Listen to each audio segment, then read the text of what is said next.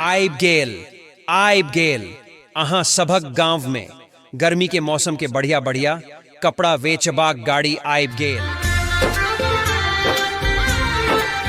आबू दीदी, चाची, भौजी सब सुनू, एकदम स्टाइलिश आ आरामदायक कपड़ा लोके आए गेल छी जे गर्मी में देत अहाँ सबके ठंडक आ स्टाइल दोनों एक साथ। आज गली गली आवे सजाएंगे, आज पग पग पलक बिछाएंगे। यहाँ भेंटत अहाँ के कॉटन के sari, printed suit, designer top, kurti, palazzo, jeans, shirt, T shirt, lungi, गमछा, बच्चा सब लेल बाबा सूट और भी बढ़िया बढ़िया कपड़ा, उहो सब सस्ता दाम में। आज सूखे हुए पेड़ फल जाएंगे। आई माता बहन, कनी देखी ना, बढ़िया बढ़िया गर्मी के कपड़ा एक बेर देखब ता खरीदने बिना नए जाए वहाँ। Sari, printed suit, designer top, kurti, palazzo, jeans, T shirt, lungi, गमछा आ बच्चा सब लेल बाबा सूट आदि शानदार डिजाइन के कपड़ा सब किछु भेंटत अहाँ के एहजा। नैना भीगे भीगे जाए कैसे खुशी छुपाए राम आए। हाँ काकी, माता बहन, अहाँ के जे कपड़ा चाही उचित दाम में ताबू जल्दी एक बेर देखूं, पसंद करूं, फिर खरीदूं। अपन गर्मी के मौसम के खास बनाऊं।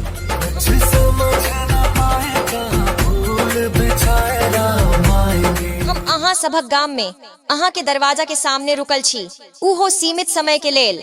देर कैलो त पछताएब, जल्दी आबू, बढ़िया बढ़िया कपड़ा ला जाऊं। आइब गेल अहाँ सभक गांव में गर्मी के मौसम के बढ़िया बढ़िया कपड़ा वेचबाक गाड़ी आइब गेल। आबू दीदी, चाची, भौजी सब सुनू, एकदम स्टाइलिश आ आरामदायक कपड़ा लोके आए गेल छी जे गर्मी में देत अहाँ सबके ठंडक आ स्टाइल दोनों एक साथ।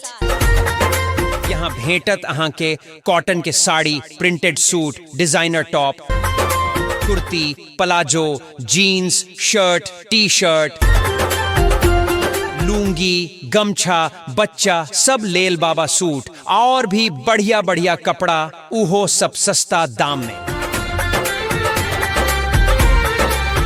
आई माता बहन, कनी देखी ना, बढ़िया बढ़िया गर्मी के कपड़ा एक बेर देखब ता खरीदने बिना नए जाए वहाँ। Sari, printed suit, designer top, kurti, palazzo, jeans, T shirt, lungi, गमछा आ बच्चा सब लेल बाबा सूट आदि शानदार डिजाइन के कपड़ा सब किछु भेंटत अहाँ के एहजा। हाँ काकी, माता बहन, अहाँ के जे कपड़ा चाही उचित दाम में ताबू जल्दी एक बेर देखूं, पसंद करूं, फिर खरीदूं। अपन गर्मी के मौसम के खास बनाऊं। मोरे नाचे के पपी है आज गाएंगे। हम अहाँ सभक गाम में अहाँ के दरवाजा के सामने रुकल छी, उहो सीमित समय के लेल। देर कैलो त पछताएब, जल्दी आबू, बढ़िया बढ़िया कपड़ा ला जाऊं। आज तो सोए दिशाएं जैसे शगुन मनाए राम आएंगे। आइब गेल अहाँ सभक गांव में गर्मी के मौसम के बढ़िया बढ़िया कपड़ा वेचबाक गाड़ी आइब गेल। आबू दीदी, चाची, भौजी सब सुनू, एकदम स्टाइलिश आ आरामदायक कपड़ा लोके आए गेल छी जे गर्मी में देत अहाँ सबके ठंडक आ स्टाइल दोनों एक साथ। यहाँ भेंटत अहाँ के कॉटन के sari, printed suit, designer top, kurti, palazzo, jeans, shirt, T shirt, lungi, गमछा, बच्चा सब लेल बाबा सूट और भी बढ़िया बढ़िया कपड़ा, उहो सब सस्ता दाम में। आई माता बहन, कनी देखी ना, बढ़िया बढ़िया गर्मी के कपड़ा एक बेर देखब ता खरीदने बिना नए जाए वहाँ। Sari, printed suit, designer top, kurti, palazzo, jeans, T shirt, lungi, गमछा आ बच्चा सब लेल, बाबा सूट आदि शानदार डिजाइन के कपड़ा सब किछु भेटत अहाँ के एहजा। आज दसो ये दिशाएं जैसे शगुन मना। हाँ हाँ काकी, माता बहन अहाँ के जे कपड़ा चाही उचित दाम में ताबू जल्दी एक बेर देखूं, पसंद करूं, फिर खरीदूं।